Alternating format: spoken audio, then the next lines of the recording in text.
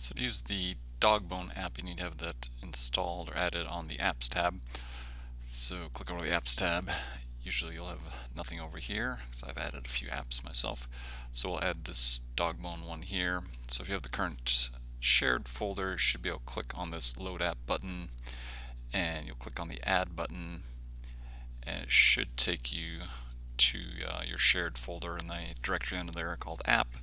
And then in there would be the dogbone.lsp file. So you would click on that, and then that'll add it to this list here.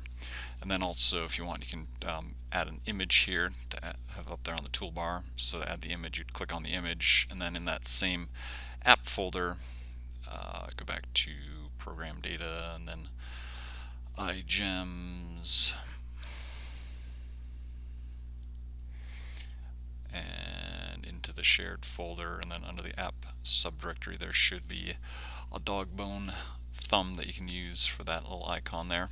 So you can choose that and add that to there, and then once you do that, click on OK, and then your Dogbone should be there. Click on that, and then you can plug in the various dimensions. So I'm in millimeters right now, so that's why it's showing that, but otherwise you can put, if you're an inch, then it'll be in inch mode.